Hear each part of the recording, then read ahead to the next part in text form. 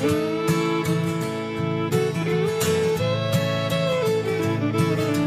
build my gallows and build them high. Makes a long time climbing before I die. Hello everybody, welcome to Longbangers. I'm Matty, joined tonight by Colin and initially Hibs development starlet Grace. Grace, how are you doing? I'm good. Good, thanks for joining us. You're coming on to give some sensible discussion to the proceedings, no like we normally get from your old man. So we'll kick off today. Colin, you were and Grace were down at the Hibs Ladies against Partick Thistle today at Meadowbank, enjoying hospitality there as well. And Grace, you were, I was going to say ball boy, not ball boy, ball girl for it. Okay, you are. Ball person. Ball girl. Ball girl. Is that what we've gone with? Right. I didn't mention the girl, yeah. Right. Yeah. And how was it? It was good. They missed a penalty last minute because Ailey Adams hit the post, and when you hit the post and the goalie's not touched it, you can't score a rebound unless somebody else who's not taking the penalty. And did everybody know that around about you when it happened, or was everybody asking what's going on here?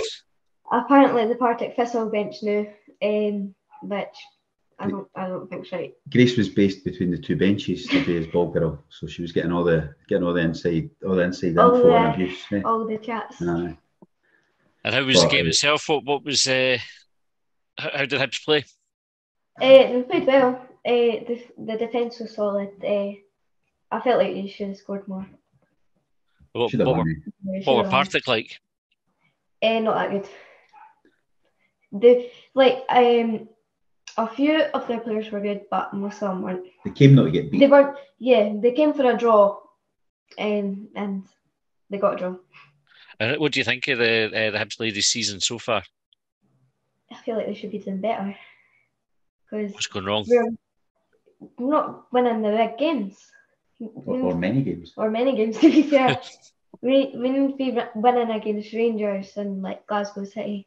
What was the Glasgow City score? Well, pumped, mine. It was 4-0. 4-0, but they didn't even play that bad. Glasgow City are just a good team. Not that Hibs aren't, but... How was the experience being a ball girl? Was it good fun? I've done it quite a lot, but it's quite fun. You good at it now then? No, I was always good at it. I think it she gets the confidence. No, the idea.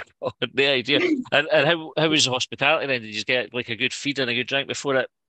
Yeah. That was good. That was really good actually. It was what was it? Soup? The soup was lovely. Pumpkin soup. I thought. Pumpkin soup. Not sure about that, but it was lovely. And then like loads of pies and sausage rolls and donuts and all that. What else? What have I missed? And there was sandwiches and that half time. Big macaroni and all that. That was really good. It was good. It was good beer and wine and drinks. Well, worth it. You don't get a better seat. You just sit in the normal seats, but you go there a couple of hours before the game, and then you can go back about half time. There's nothing after the game, but I think it's something like 40 quid for an adult and 15 for a child. So compared to the price of the man's equivalent, it's like way cheaper. Obviously that's your entry to the game and that. So it was good. It was good. And was this at Meadowbank? Aye, Meadowbank. It's up on the top floor, the top level of the.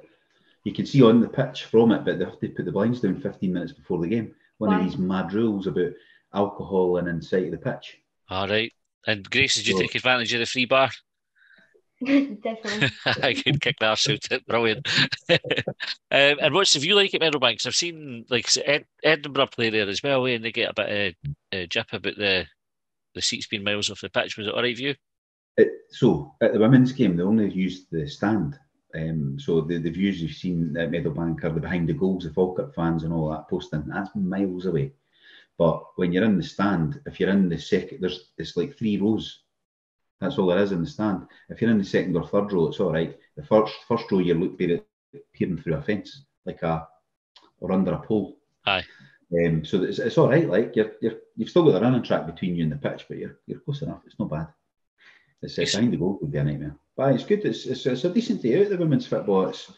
It's no like the men's game. It's not as physical, but there's some good players like Mickey. She's a good player, and Siobhan Hunter. She's really good. And McGregor was excellent. Shannon McGregor was excellent today.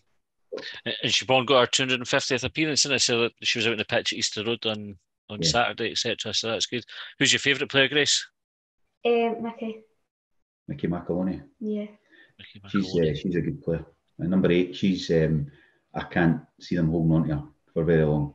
I think she'll be in England or one of the old firm, unfortunately, because her and McGregor, I think they're a level above most of that team.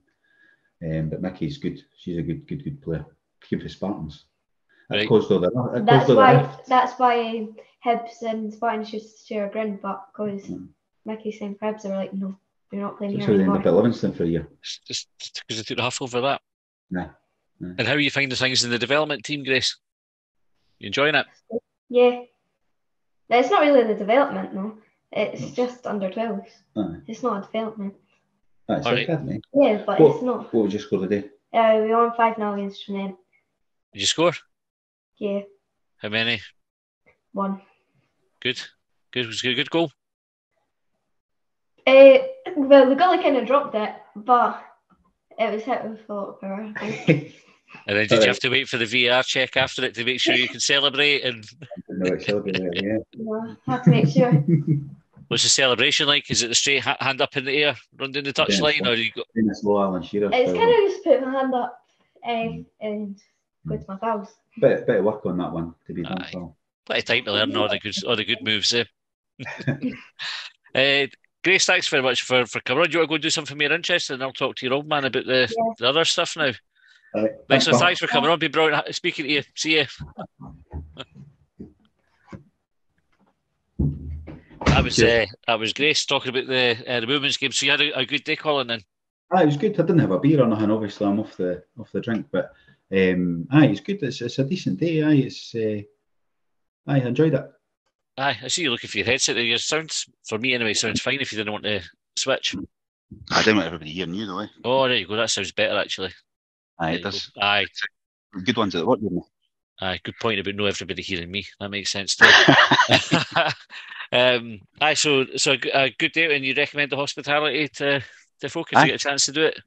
I would get a bash. There was self-service in that. There was boys there that would help you out in that, but self-serve, dig in, have as much as you want. Like you could be as greedy as you like. Yeah, not that anybody was, but you could be half time. It was lovely cakes in that. I didn't have any of them, fucking unfortunately, but they had a good selection of cakes in that. Half time's over like that though. You're like, fuck it, do we need to go back out for the second half? Keep the blinds down, we'll just stay up here. It's all right. Just take the alcohol away. Just go watch it through the screen if you have to. The fucking dozy cakes and sandwiches that get eaten here. Brilliant. Anyway, Aye. Right, well, we've got the men's game to talk about now. We'll go on to speak about Hibs 3 St Mirren now.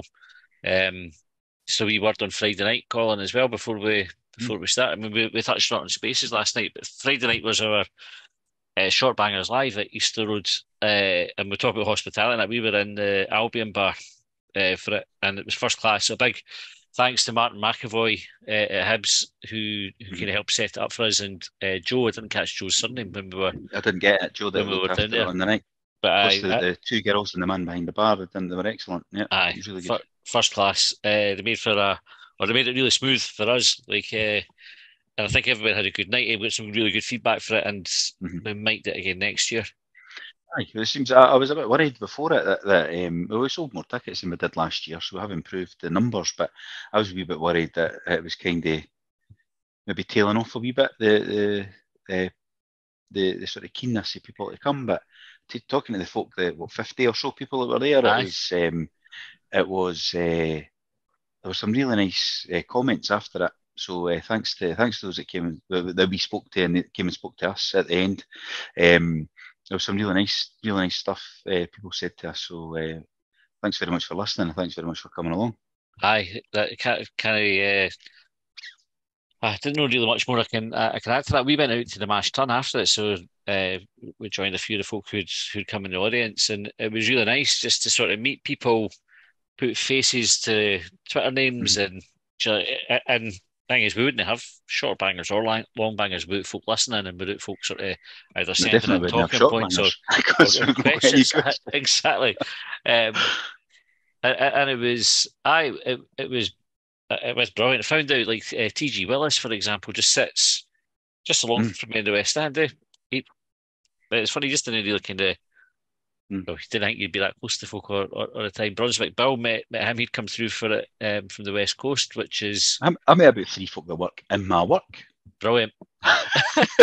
And one who now employs 2 boys I used to work with in a different company. And I'm thinking, let's meet up on LinkedIn. Aye, deal like that. So it was a cracking night. Thanks again to everybody who came along. Thanks to everybody who tweeted about it as well, shared photos, etc. And like I say, hopefully we'll do it again next year. A wee bit of sort of podcast news. So John's taking a wee break. He's obviously kind of been off the Longbangers for a wee bit and chipping in with short bangers. He's taking a wee break for a wee while. So it'll just be me and Colin for the foreseeable. We might intersperse it with a few guest appearances for folk here and there, but we'll just bash on in the meantime. And tonight, so we've got Hibs St Mirren to talk about, and then an extra time for subscribers. And you can subscribe for £3 a month by clicking on the wee link in our Twitter bio. We'll be talking about VAR. That's what our extra time episode's about tonight. So we'll try not to dwell on VAR too much while we're recording this one. But tend to find the last couple of spaces that we've done on Twitter have been dominated by VAR. It seems to be like the big talking point, doesn't it? It's a bit like, but it's almost like, even if you listen to Sports Round, which I did in the car on the way home last night, as much as they were covering Rangers, the only break they took between covering the Rangers game was to do a 5, 6, 7 minute segment on VAR round the grounds. They wouldn't have talked about anything else other than the VAR decisions that got made at each of the games. Interestingly, so it's like a hot topic, novelty value in it. Hopefully, we'll all just become used to it. But I mean, it would be good to get an understanding. We'll talk about it in extra time. It'd be good to get an understanding actually when it's applied. I spoke to Jamie Montgomery today about it, and we were like, try to work out what the fucking. We try to work it out. It should be clear. Who checks it? When did they check it? I don't know. I think, like I said, we'll talk about it in extra time. But it's one of these. The frustrating thing for me is the guidance says it should check penalty incidents for clear and obvious mistakes, or if they think the referees missed something serious. Mm-hmm. So you would say it might not have to be a clear and obvious mistake that the referee's not seen a foul for a penalty, for example, but it's serious because it should have been a penalty. So VAR should be intervening. And we had 2 shouts yesterday, which we'll touch on as we're going through. So Martin Ball had one, and then Ewan Henderson had one. That when you see them, you think, actually, there's no bad shouts for penalties, and you would like to have had at least sight of the fact that if they were checked, that the referee's gone, pointing to his ear and put his hand up to say, I don't know now. But we never had that, so you didn't care if it was checked or not, or if they've just gone.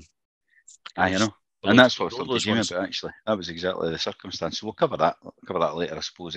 Aye. And the competency referees in general, probably. Or the incompetence, aye. What did you think of the game yesterday? So if we just kind of kick off with your general thoughts, 2 changes to the lineup. Kenneh came in and Henderson came in. What were you thinking when you saw that? I was surprised Henderson came in. I was glad Kenneh came in. But for the game, I thought I enjoyed it.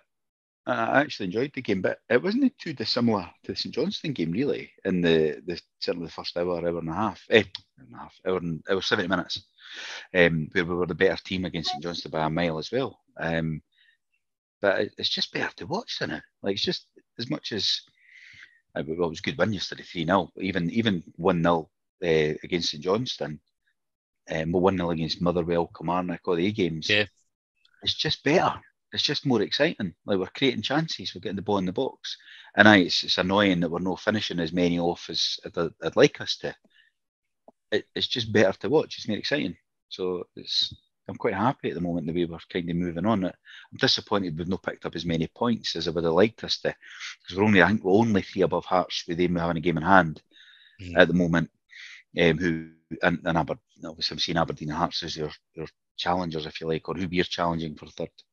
And I would like us to have established a lead over Hearts while they were in Europe, like I've been banging on about since about July. And we might not have managed that.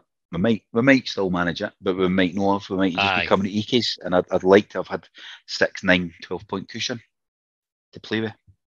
And it feels like the players deserved it. Like at times, I don't know. I know you get what you deserve in football. Like I ken how that goes. Well, you don't always get what you deserve, but folks say you do. Kenneth, if you didn't score the goals, you've only got yourself to blame and all that kind of stuff. But I think apart from, certainly recently, apart from the Celtic game where we got an absolute chase in, the rest of the games you could easily make an argument for us deserving to win them. Never mind, like a draw. Disappointing the one Dundee United in that, because that was them seeing sort of the revival coming on, and actually they're just not that good, and they've lost all their games again since then. And you think, fuck's sake, man, we got to be up there. Aye, and that was, well, again, we go back to referee decisions, Correct. But I suppose we covered but that. Other chances he would have took. You know what I mean? It's like we can't just all blame it on the ghost goal or whatever we want to call it, because nobody still knows why that was chopped off. But that wasn't the only chance in the game we had. Like, we had other chances that we could have taken and we didn't. Aye. I had to feel like it was going to head that way again on Saturday. I think I put a tweet out about 35 minutes into the first half, just saying, join us tonight on Twitter, where we'll repeat the conversations for the last few weeks about how good if we could knock away our chances. Because I had a look at that, and we had so the first big chance really came with the goal that was disallowed. And again, this is where the shift in play happens, isn't it? Because Newell picks out Chibraya, a wonderful pass, Scott Allen-esque pass. Chibraya squares it across, and Kakarovic scores. And I kind of it looked a great goal, didn't it? It just looked a great goal. It just did. It was, but yeah. Did you clock the linesman putting his flag up? No, I didn't, because I was celebrating it. Because the linesman would be right below me. Because I said last, I sit like directly in line with the penalty spot in the west. I think the linesman's on my side there, isn't he? Yeah, he is. So he's right below me. I wouldn't have looked down. I would normally, if I see a linesman doing it, it's because he's on the other side of the pitch. I didn't look down. I just up celebrating, and then I actually thought, oh, what the fuck happened there? Like, because we were taking a free kick, and I thought they must have chopped that off, but Barry never said over the tannoy, and you know what I mean? It was a bit. I mean, it was a great goal in inverted commas, wasn't it? It was like, it would have been one of the better goals this season. I love the type of goals. Like, obviously a great pass, but then the cross was lovely, and then the striker sliding in. How many times you heard me moaning about the striker no sliding in? You know what I mean? And then if that's Cadden putting that ball in, and folk are going, oh, stop putting it in good areas, just put it to a player, and you're like, good players get on the fucking end of them. Look at that, you know. It was just a lovely bit of play, and you know what, Chibraya could have held his run. In reality, he had time, he had space. He wasn't trying to get away from a defender, because he's got the line. You just need to look along the line and make the run. It wasn't like he had to take that half-yard steal to try and get past the defender. He would have still got the ball in that. So it's a wee bit disappointing. But as a defender, so you would expect a striker to make that delay the run better, I suppose. But a wee bit disappointing for that. But it was a lovely bit of play. You just get to see more and more of that. It wasn't actually that far off. If you see one of the stills, I think that if the first time you watch it, you sort of see the defenders that are nearest him, and he's quite a bit away from there, but there's a defender on your side, like the West Hand side, who's just about playing the lines on it on Sports Scene. I don't know if you saw it in the analysis, but I call it analysis, the talking bit, because they didn't analyse stuff at all. And they put the lines on, and I thought, oh fuck, it's closer than it looked with the naked eye. Actually, it was off. Like, so we can't argue. I know Jimmy was trying to last night in spaces, and I get it, but that offside is about the only thing in the football rule book that you can't try and put under interpretation. It's black and white. It's maths, you know. Yeah. So I was a wee bit disappointed for Kakarovic as well, because I thought his general play definitely. As Lee Johnson said, he's fucking banging the goals in, but he's only got one. Or two. You know, he's fucking rattling them in, and they're all getting chopped off. So I think he's had any chopped off for it being his fault. Yeah, either, has he? Crazy. No, it was two offsides, and he wasn't the one that was offside, and the one at Dundee United that nobody knows what it was. Aye, but was to be pushed, wasn't it, by Ewan, is what I think they said. Was that the official answer? Because even Johnson says they've not had a clear answer on the radio last night. Why it was off. That's interesting. I thought I thought Lee Johnson had been told it was a push. I remember they're not Like believing it United. then, because the way he spoke, he was like, "We don't." Like, I'm sure he said something along the lines of, "We don't even know why that was. We still don't know why that was off." And I don't, like, because I've watched that a few times ago. Aye, What happened? wrong with it, aye. So, it's yeah. I mean, the lad who looks a player. I think his first touch could be a bit better at times. But he definitely he holds it in. He's strong. He's powerful. He pushed. I mean, took Gogic. Gogic must be one of their most powerful players, and he brushed them off for that Aye. second goal. And he did it fairly as well, because that was one of those ones where, like, that was in my end. Aye, I was watching it at the time, going, as he tripped the house, it's almost difficult to see how he's won the ball off him, because Gogic has got the situation under control. Like, if you're looking at that, if you froze the picture just before Myko wins the ball back, Gogic looks like he's totally in control of that situation. He's got his body in between them. The ball's in a good place for him. He could knock it clear. He's almost like one of these ones where he could almost run it out of play. Kind of how they do that. They just let it roll out. And then next thing he's on his arse and the ball's in the back of the net. Yeah, and he was. I think I thought, oh, this has got to VAR after I celebrated, because I did still celebrate even though we've got VAR, and I thought, oh, fuck, they've got to check this. Did he pull him? Like, is there going to be something? Aye. But there was nothing in it. It was a quality finish as well. Aye, outside the round the keeper, beautiful. Aye, just calm as you like, because it wasn't like the easiest angles. I mean, we I think when we were speaking about it spaces, we likened it to Henderson's chance in the first half.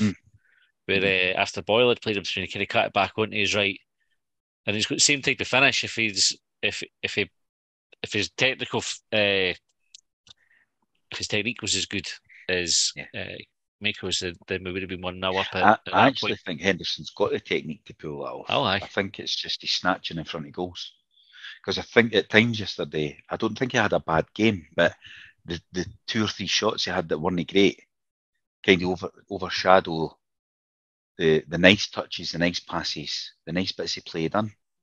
So hopefully the goal he got just before he came off has given him a bit of confidence to no snatch it and no overthink it. There's quite a lot of folk seem to have written Henderson off there now, eh? You get that sense about him. Aye, I'm not there yet, writing him off. I was a bit frustrated with his finishing yesterday, but then he scored and he took it really well, the goal. The third goal. We've missed the first goal altogether, but we've done the second goal, now the third goal. He finished it lovely. It was what's been missed, I think, in it. Certainly was missed on spaces last night. And I've not really seen it reported very well. Kenneh done brilliant for that third goal. He won it and quite deep, drove forward with it, and then gave it to Melkerson. Aye. And it was a really good bit of play for Kenneh for that. And then Melkerson got a bit fortunate with the deflection out to Henderson, but lovely, just passed it into the top corner. Whereas the other ones, he's banging them, or he's trying to fucking bend it into the top corner. You know what I mean? And it's like, just calm. You can pass a ball fucking really well. Just stroke it in. Just find the gap. I actually thought Henderson first. I thought everybody was getting frustrated with him, but see if you take it back. I was thinking this when we were talking about it in spaces, right? You mind Scott Allen, right? Everyone means Scott Allen, right? Scott Allen would try the World Cup pass, and it'd come off once in a game, and everyone go, fucking brilliant. But there's loads of times where everyone go, oh, Ken, nearly. Yeah, and he'd lose the ball tons, but folk would just forgive it because you can't what he's trying to do, and he'd get it. I had that wee sense of Henderson. Like, if Henderson had the credit in the bank that Scott Allen had, folk would have been saying what a good game he had yesterday. Because he played Boyle, and Boyle took a heavy touch. Yeah, that's right. I remember that. And if Boyle controls that ball, it's actually a wonderful pass for Henderson to play him in. I remember it. And then he was involved in the key moments, and even for winning the penalty, it's Henderson that goes to challenge. I can't remember who the defender is that he goes up with. He does enough for the defender not to be able to clear the ball. Cadden picks it up, takes a shot, and the boy handles it. Jerome, we get the penalty. So you got Henderson having an involvement in that goal. The second goal, he plays the pass through to Myko to run through on Gogic and then he scores the third himself. And I was like, even before the game, there was a boy in Hibs net that says, "Oh, fucking Henderson starting, I'm not going to go." Considering no going. I think, fucking hell, support the team. Yeah. I couldn't get my head around that logic, but I think that's just looking for an excuse not to go. That's all it is. Aye. You had just like picked up a bug, Ken. That's like another one I've heard folks saying in recent times. I picked up a bug. Yeah. Oh, poor Dave. Get well soon, Dave.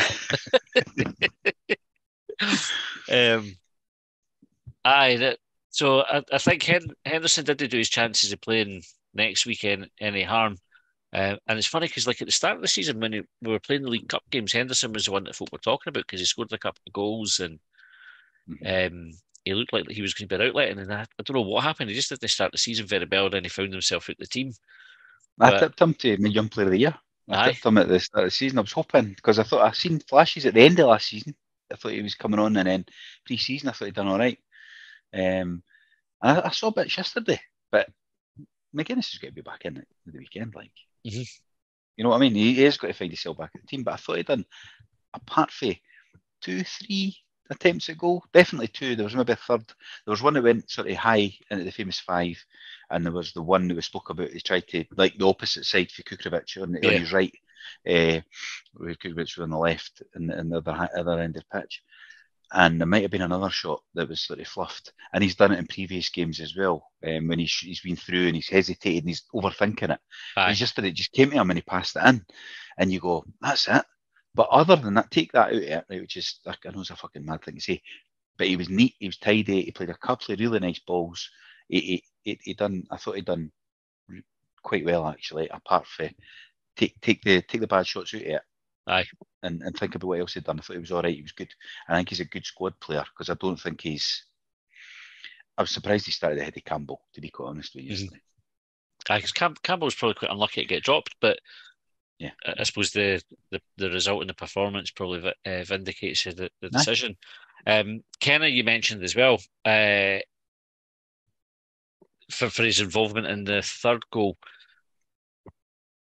He's a sort of player that folk would say we don't need when we're playing St Mirren, right, or a team like St Mirren, right? It's a team that we're generally expected to beat, even though we don't always beat them. In fact, actually, some of the noise before the game was about why we starting with 5 at the back and a defensive midfielder. The kind of the knives were out already to sort of say, I didn't see any of that. The wrong formation to pick.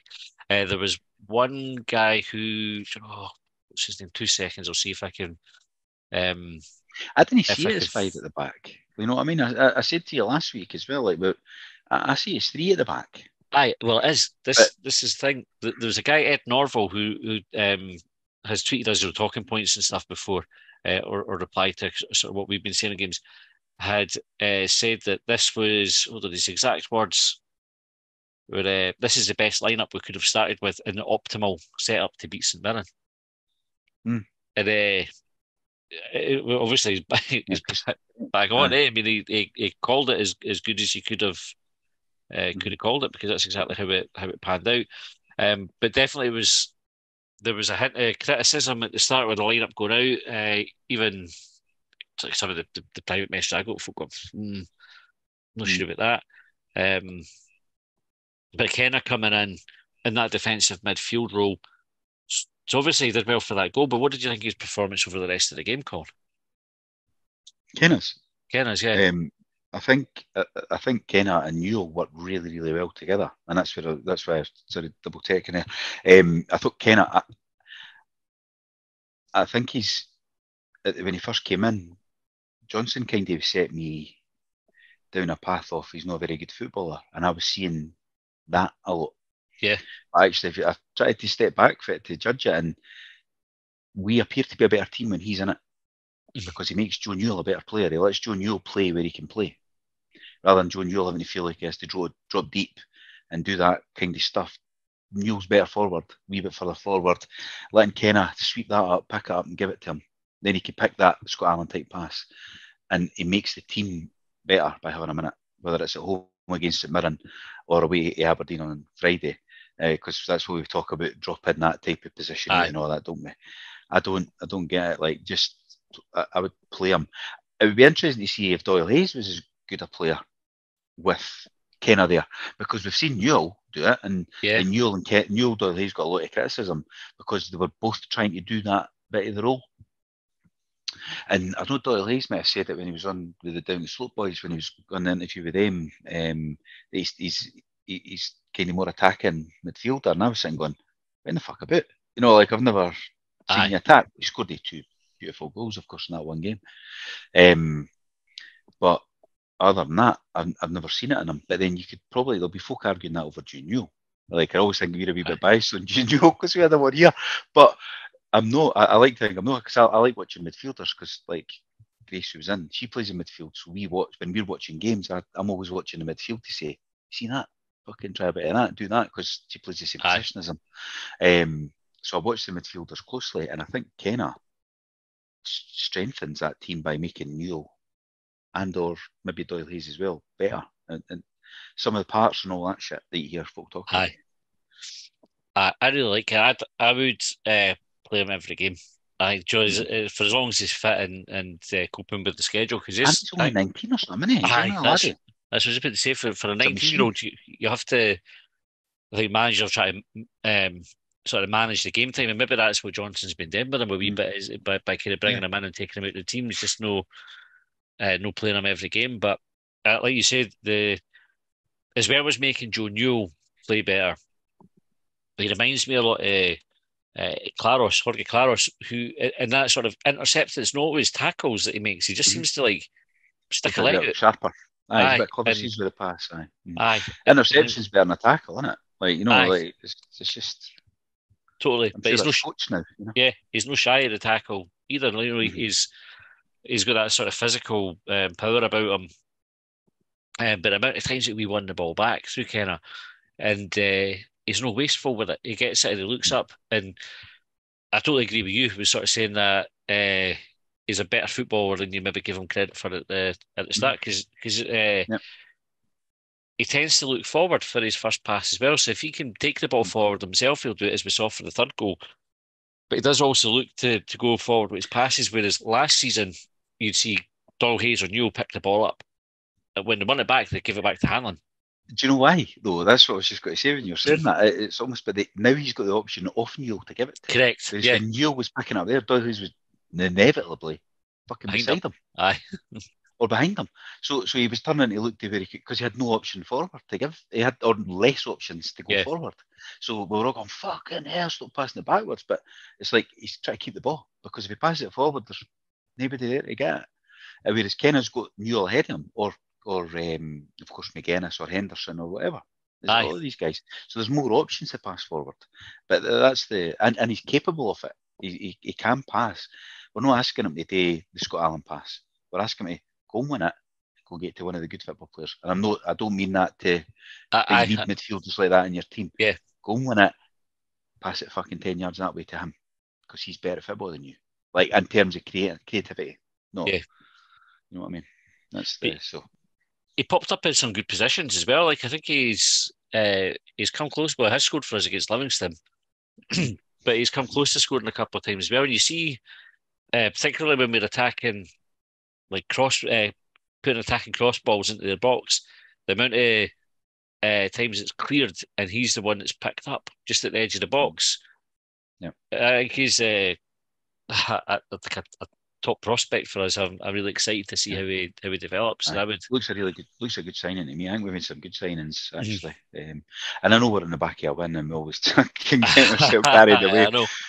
But I mean, Rocky looks in the end, whether it was a fucking accident or no, to have been a good signing.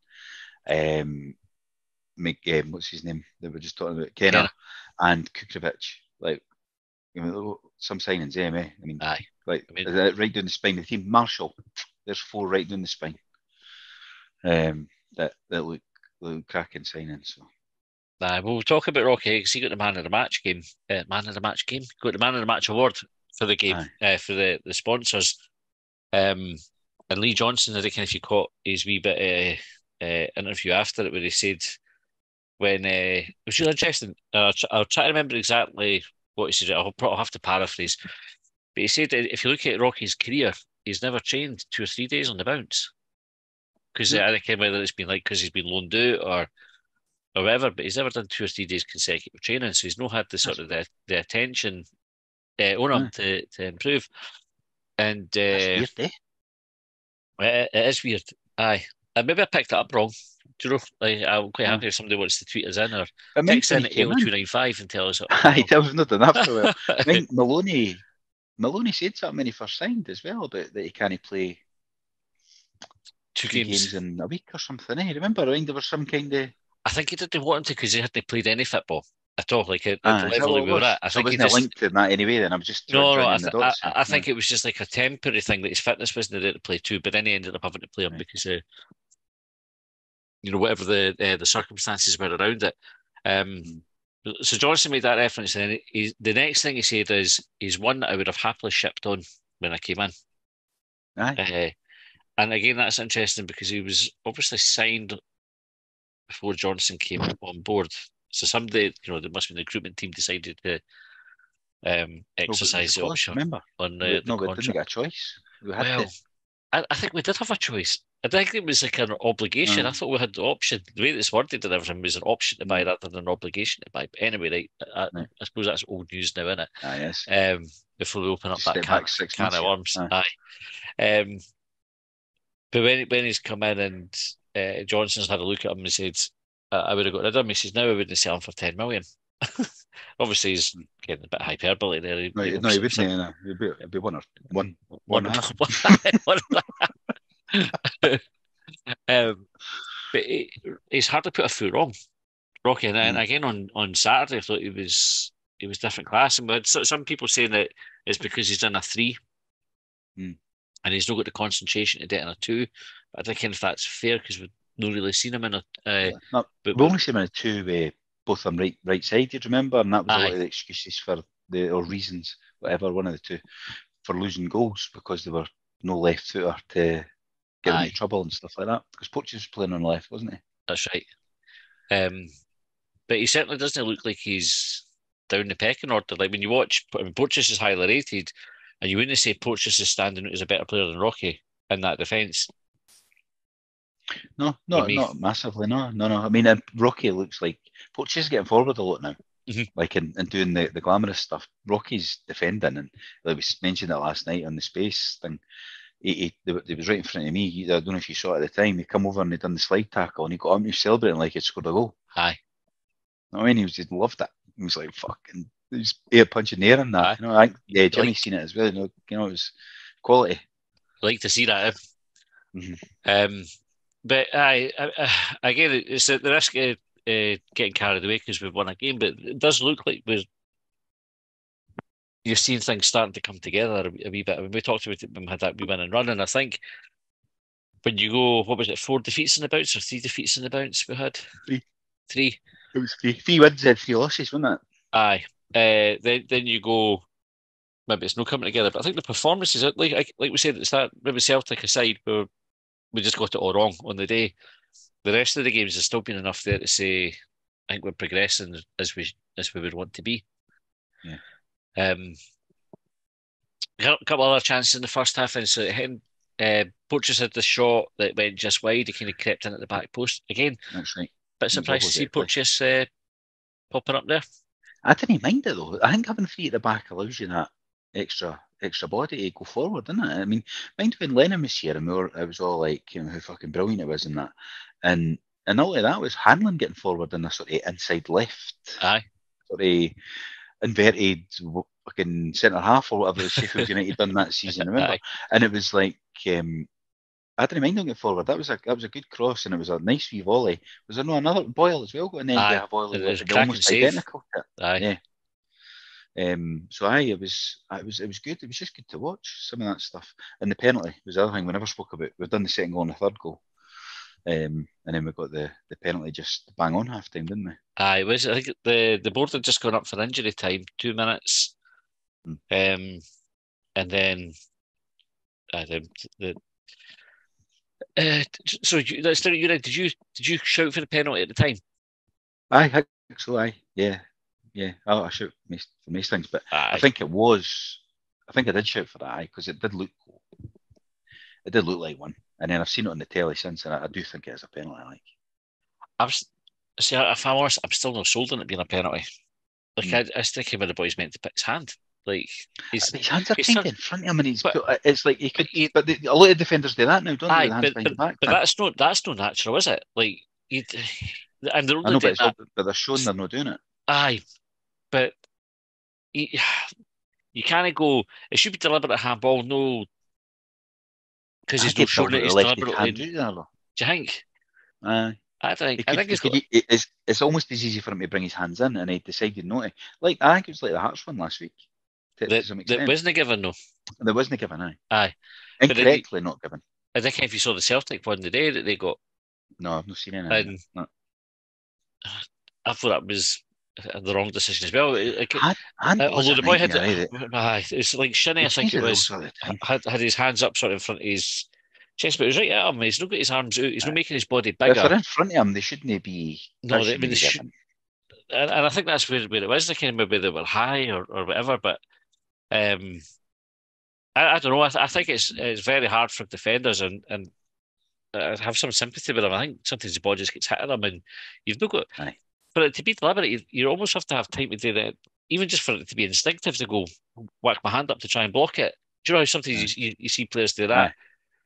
I don't think it's that. I think they're just the way that their bodies are moving and the ball's striking them. And maybe. The only way you could do it is to simplify it. Like, you're offside, you're onside, it hit your hand on it, didn't it? And that's the only way you could do it without having all these fucking debates going into circles. Otherwise, they can't kens because it's too hard. It's like, oh, but his t-shirt lines and fucking arms behind his back and no deliberate, and like, fuck's sake, they hit his hand on it, no. You know that would definitely. And how high up hand? Where does your hand end? Is it where your t-shirt starts, or is it fucking? You know what I mean? It's like, where is a handball, and did it hit his hand? And then you'll get he could do it deliberately. I think get your hand at the fucking road then. You know what I mean? You just need to say it's a handball or it's no. Otherwise, we're just going pointless debates around the circles and never knowing if it's going to be given or not. That's it. I think it's very hard to get consistency with it as well. And this one, like, we're not complaining because we've fallen on the right side of it, and it's probably one that I'll try to remember when I'm moaning about us never try to get how do we never land on the right side of these decisions? Well, I'll go cast that one back. We did mind against St Mirren, but it was debatable. But anyway, and I think you can tell when the referee gets told to go and look at it themselves. They always change it. Aye, that's it. It's very rare they'll go and look at it and go. I don't know if it's ever happened. It probably has, but I don't think it's happened very often where a referee at the TV and not change their mind. Aye. The ball stepped up, took the penalty. Never really any doubt that he was tucking away, was there? Good finish. Bottom opposite put the keeper the wrong way, didn't they? We never mentioned the Marshall saves. 2 good saves. Well, I was going to come on to him. Marshall just talk about his creating chances, because he created that one, the ball forward for Boyle to flick on to Henderson, but when we were speaking about the saves last night, I reckon there were saves that he should have been making. You think the first one was a really good save and the second one probably routine? Yes, or not routine, but still, I would expect him to make both the saves, by the way, because he's David Marshall. But I thought the first one was a good save, and the second one was a decent save. On the scale of excellent to good to decent to shite, or standard or something. Aye, and it shows the importance of having a reliable goalkeeper, isn't it? Like that, you can almost afford to give up a couple of chances, and again, knowing that it's not necessarily going to cost you. Because they were just totally against their own play, which is what they were playing for. I mean, St Mirren were quite disappointing for any St Mirren fans that are listening. I thought they were really disappointing. Being above us in the league, I would have expected them to come and get us a goal, but they obviously saw their manager maybe favours the negative sort of way to scrape a result. Which we wouldn't want as Hibs fans, would we? We wouldn't be happy with that. We're above a team in the league and we're going there to extend that lead, was the way we'd be looking at it, not to just maintain it, which is what I think they were hoping for. I think they wanted to just frustrate us and and hopefully get one, hopefully sneak one, but we'll get a cross, we'll get a corner at some point, take a chance, and that was their game plan a wee bit. Didn't really quite expect. I did expect more from them. I expected more from them. I thought, when the final whistle went, you kind of went. There was never really any point in that game that I was thinking we weren't going to win or take something from it. Even I think And actually, the concern would be if we hadn't scored. yeah, the longer it went, the more they're thinking we'll get a chance. That's what they've Aye. been saying. They will get a chance. You can what they're like. You know what I mean? But I mean, once we got, it was 2 goals quite quick succession, wasn't it? It was 3-0. I was thinking, oh, it'd be good to take a 5 or something, you know, the day just to give us that boost and that. But 3 was good enough. Which their players were like, 3's enough, fucking no more. Aye. Right? And your players, we started making all the subs, took the momentum out of the game, And Yeah. it just died a death. You could have probably left at 3-0 because you weren't going to see much. You weren't going to see much more. I thought we might have brought the laddie Aiken on. We were disappointed we didn't actually, because the game's won. They're never going to score 3 to get a tie, to tie it. So it would have been good to have brought the laddie on. But Aye. after having him on the bench, just give him 10-15. Because he's been quite impressive at times I've seen him. Yeah. And I've only seen him 3 times, but he does captain that side, and he does impress when he plays.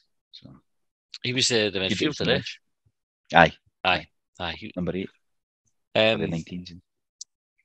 I liked what Melkerson offered on Saturday as well. I thought he put a shift in, like kind of did a lot of. He was very busy, picked up some good positions, etc. And I think it's an interesting one, Melkerson, because he's no other run in the first team. He's probably got players that are ahead of him now, you know, in terms of McCurdy and Kukovic and Yuan Boyle. And this is just got to knock him further down the order in a few weeks. So he's in a sort of situation where he's really going to have to do something to earn his spot in the team. But I thought he did his chances no harm. I'd like to see him score. That's probably the only thing. That's what I was saying. A wee goal at the game. But I'd like him to get a goal. I like to Yuan when he came on to maybe sneak. You know, like the boys that could do a wee boost. I know Yuan's got one, but another to follow up with the one he got, and that it would have been good for them to get a goal. But the whole sting was at the game, wasn't it? It was just it was actually quite shite after that. So 3-0 ended up quite comfortable. St Mirren didn't offer much. Their manager didn't even. I was expecting to kind of go to the moan about the penalty decision and everything, but even his post-match, it was just like, we weren't very good. And then that was that. I've not heard him. I thought he'd be moaning, like, you know, I thought he would be, because he's normally a bit of moan usually, isn't he? He's always got an excuse. But he didn't seem to sort of gripe about anything other than the performance, which was quite refreshing. So then we move on to Aberdeen. I mean, Aberdeen got a bit of chasing on Saturday. If you listen to Sports Sound, that's all they talked about. I know. It's so fucking frustrating. Driving home, I was trying to go home in time for the rugby, and I fucked it. I didn't realise that opened the park again on a Saturday night. Hollywood Park, it was shut. It's always been shut till like 6:30 during the summer, and you're like, you bastards, that's just for the football on a fucking Saturday. It used to just be a Sunday in the old days, remember? Yeah. And but now it's Saturdays as well. But I only noticed this morning because Grace was playing down at she was playing down at Cavalry Park actually, and they've got a sign there because you can get in through Dunster Village now. And it's 3:45, and I thought, I went up the Royal Mile last night to get back home, and I could have went through the fucking park because I missed the first 10 minutes of the rugby. Although I didn't, because it was on Prime and I could just watch it from the start. But you know what I mean? Like I could have been home near the kick-off time, because I avoided the park. But it's now open again to everybody, so everybody knows. Traffic updates. Although, every week we make it a wee regular thing. Used to be snacky of the week, now it's fucking traffic updates. Where can you drive? There's temporary lights fucking everywhere. Unreal. Flyer. Unreal. But so what was I saying about going through the park? What was I telling you? It was to do with the radio, because only talking about the Rangers game. Fuck, the Rangers game, man. It was like a non-event. Aberdeen went in full of confidence by the sounds of it. Goodwin was talking about going there and winning and that, and got his fucking arse handed to him. They took the lead though. Yep. And then got pumped. But it's like, why are we still talking about this? Like, was there any other games? Like, paying all these boys, Mikey Stewart, Alan Preston, you're paying all these fuckers money, eh? Talk to them enough. Aye. Easiest shift they've ever had, eh? Oh, aye. But then you've got Rangers, you've got Aberdeen. It's like, what else are we going to talk about? You know what I mean? It's like, that's them in their element on the Sports Sound, eh? Aye. It was on you. I was sitting listening and going, when they get the fucking keep it Hibs. Genuinely got home, and this is a regular occurrence. It must be the time I take to go home. Like, it must be consistent. I got home, pulled in the driveway. As I was pulling in the street, actually, over at Easter Road, we've got Lee Johnson. I was like, for fuck. So I get in the house and I'm shouting to Alexa, I play Radio Scotland. So I can hear it. And I'm like, fucking hell. Someone's sitting in the car for 5 minutes. When I go home, I'm like, fucking hell, every time.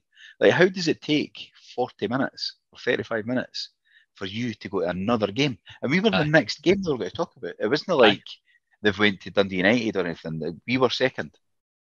Fucking 25 to 6 or something. Like, come on, man. The game finished an hour ago. Aye, it was nonsense.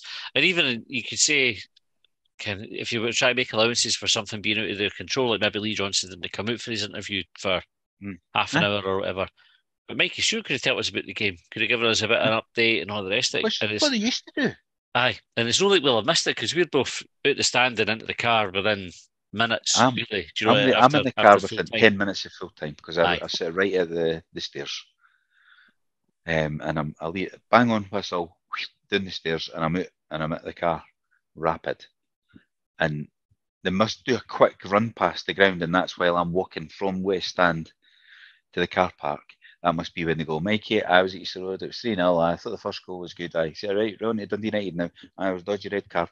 And then by that time I'm in the car in the back there fucking Ibrox talking about it every week. Or Parkhead, it's the other one. If Celtic is at home, they just talk about them for 40 minutes. And it's Pat Bonner instead of fucking Willie Miller, as it was yesterday. Aye. Kenneh Miller and Willie Miller, I think it was. First time they just actually thought, I fucking contact them to complain, and you think, what's the fucking point? It's not going to change anything. You just shouting into the void. They don't care. I mean, it's even the same old tired pundits and that. It's just like it's in serious need of a refresh. Like, aye, it's a good job we've got our Twitter Spaces there where you can come on after the game and actually just have a good old blether about what's happened. That's why they get so much interaction and people joining.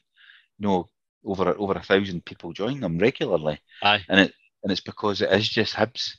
We just want to hear about Hibs and they can easy chime in if they want to. Aye. Whereas you listen to Radio Scotland, you're waiting fucking 40 minutes before they go, aye, good for win for 30 Hibs, seconds. Aye. Just how quick do we need to do this? It's just and I get like there's more people listening that want to hear about it, but it's dull, it's shite. It's fucking Willie Miller having a laugh with Alan Preston because they've got a bet for a bottle of champagne that Aberdeen will finish above Hearts and all that shite. It's just pish, old man banter. And I'm fucking speaking as a 44-year-old old man. These cunts are like my dad's age. You know what I mean? It's like, you're fucking done, man. You played 1980s. I was a bairn at primary school. Just fucking, I've said it before and I'll say it again. Get them a fuck. Get somebody new in. Aye. And I'm not pitching for the position here, but it doesn't even need to have been a past professional player because Alan Preston can't count as a fucking past professional player because he played about 10 games in his career, comes into fucking most of the time. Look up his wiki. I didn't even think he made 100 games for anybody in total. So it's like, just get a fucking journalist on or like decent yins, no Keith Jackson and that. Get Graham Spears or fucking decent journalists that are articulate. Michael Grant and that. These boys are right for the Times and that. You get the boys on, they'll do it. Or fucking anybody apart from the cunts they've got. They're pish. Or fucking fans. Fan media. Get them on it. Get the gins on. Fan media. Aye. Because it's one of the things you look forward to after the football, especially if you've won. You want to go back and you want to hear folk talking about it. Aye. And then to just sit and listen to fucking Rangers, man. You're like, I think that's how we all get. And there's 3 Hibs podcasts on the go now. When you ask for when you ask for talking points, we all get fucking loads of them. Aye. Like we get fucking hundreds of talking points that come in. You can't even get rid of them all. So that's why we need the spaces and allow for that, because there's no avenue for people to do it and to hear it on the radio. It's all about just a wee clique talking shite. So anyway, aye. We play Aberdeen on Friday. Big game. Obviously an important one for us to win. Would you go so far as to call it a must-win? Every game's a must-win. I would. That's a funny one, that must-win thing. Do you want to talk about that? Aye, just for context, and when you find yourself embroiled in a discussion, you think it's no fucking important, and it's no important, and you can be like a wee bit like a dog with a bone with things. So on Hibsnet, and there's a poster Bingo. I really like Bingo's posts, and actually the folk who are involved like other posts, right? Like it's no picking sides here, but he basically just said, right, somebody said these were two must-win games, St Johnstone, St Mirren. We've only won one of them, so what happens now? What's the consequence? Aye. Aye. And then I was like, that's a fucking great point, by the way, because and I'll have used the term myself, right? It's not like I'm immune for fucking It's like the hyperbole. free hit stuff. And it reminds me, got in a loop with that on one of these spaces. I kept going in circles on it. It's not a free hit because there's a consequence. You know what I mean? Aye. And it's like, it's a must win. Well, it's not because we never. That's what I'm saying, and it's October, so surely there's no must-win games now, because for me, must-win gets to, if you're using it properly, it's when there's a consequence if you didn't win it. So must-win or we're relegated, right? Yep. You did, or you need to win the you're not getting top six, Europe, whatever it is. So when we went to Tiny last season to get top six, that was a must-win. We had to go there and win, otherwise we weren't going to hit our objective. The argument was, but if we hadn't dropped the points earlier, that game isn't a must-win. But then I'm going, well, hold on, Jack Ross had to win these ones because they were the big games. Mm. So the big games are your must-win. Your 6-pointers against your rivals, your Aberdeen Hearts, whoever else are kind of kicking around third, you can't lose those ones, so they become must-win. And now you're saying you can't drop the points against all other teams because they might be fatal later on. So it's just every game a must-win then. And obviously it's no. It is like, that's ridiculous. It's just a daft amount of pressure to put on folk. But I ended up having that conversation on Hibs.net the day with no real skin in the game. Do you know, like how you just find yourself having a wee bit of an argument for no good reason? No, I've never No, framed myself. No, you, no. I'm not on Hibs.net anymore. Well, I am. I've still got an account, but I don't really look at it. Not because I don't enjoy it, but because I find myself in that exact position far too fucking often. Aye. And I've just thought, fuck it, I'll just come on here and make my point, and then Nick and argues back with me. So, well, listen. I'll see you and John. I found myself just being like, why am I arguing? This point is completely fucking irrelevant to anything. But it's true. It's a great point, Bingo. And Bingo is a good poster. We used to agree quite a lot, although I did disagree with him quite a lot as well. Aye. Because that's what I'm like. Contrary as fuck. Aye, it just made me laugh. But then you're like, well, surely they can't. If that's your definition of a must win, then every game's a must win, and that's just fucking silly. So, anyway, good chat. It's just they do it. Aye, that's it. Right. Listen, we'll do it again next time we've got a free hit. Aye, so it's a free hit, 6-pointer, and a must win game on. It's not free hit on Friday. How do you see that one going? I would be happy with a draw because they're quite good. They're quite strong at home. I know they've had a couple of doings away from home, including Easter Road, but they do seem quite strong. They score a lot of goals. I'd be quite happy with a 0-0 or a 1-1. I can't see us losing though. I'll go 1-0. That'll be my prediction though. One each. I'm hoping that the experience Saturday for Aberdeen, because I think they conceded something like 36 shots to Rangers. Did they? Aye.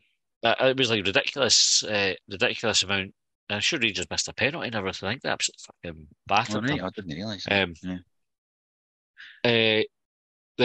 Obviously, Rangers would have got a penalty. I think that's fucking standard. Obviously, and we've spoken about it before, where like Fenlon, when he took the hiding off Malmo and it had obviously the Syrian against Hearts, and he just never trusted the defence again, and players like lose a wee bit of faith. Dundee United had it this season with Jack Ross. And so I think Goodwin's going to look at his team and go, he's either going to double down and try to do the same, or he's going to go, can I play like that again? Because if we get fucking horsed, we're in trouble. Yeah, but sometimes as well, you're right, it could be that. It could be a pressure on thing, or what it might be is they get a reaction because they've had the bounce back. And that's the other. So I suppose till Friday we won't know. It's quite a good Friday night. Look forward to it after work. Just sit down and get a telly on and that. It's not, although it's not on legal telly, is it? No, I think it's doing a Friday night experiment thing, like because obviously the two American owners and that doing stuff to try and to try and promote it and stuff elsewhere. But I will find a way to watch it, I'm sure. Aye, same here.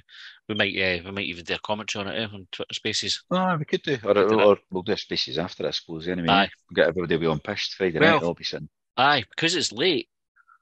Like it'll be an evening kick-off rather than doing the Spaces after. You could just take it all the way through. Aye. Put it by you, maybe do it if folk want to do it. Just send us a tweet. We could consider it. If we could get a wee group on to do a live, we're talking about this live on air.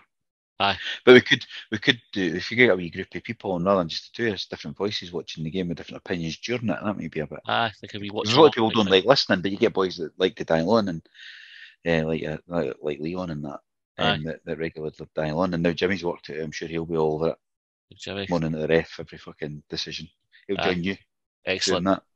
Jimmy was a good addition to it last night. The highlight being him pronouncing Kukovic. Just outstanding. Did you see number 99 then? Aye, just number 99, the big lad. Big lad. Brilliant. Absolutely brilliant. I've just put me Myko on it. Like, Myko on for that'll do. Aye, that's good enough. Right, that's us out of time for the night. If you want to join us on Extra Time, where we're going to speak about VAR, you can subscribe, like I said, £3 a month. Just go to the wee link in our Twitter bio. It takes 2 minutes to sign up. Well worth it. Loads of extra content, and you get access to all the content that's there already as well. It's not just like you'll sign up and get what's coming up. You'll have everything that's there as well. Hundreds of episodes. Aye, and there's some good stuff in there. Take good chats and so on. Right, thanks for listening. Thanks for getting in touch, etc. And for those that came on Friday, thanks. It was great to see you. And we'll see you next time.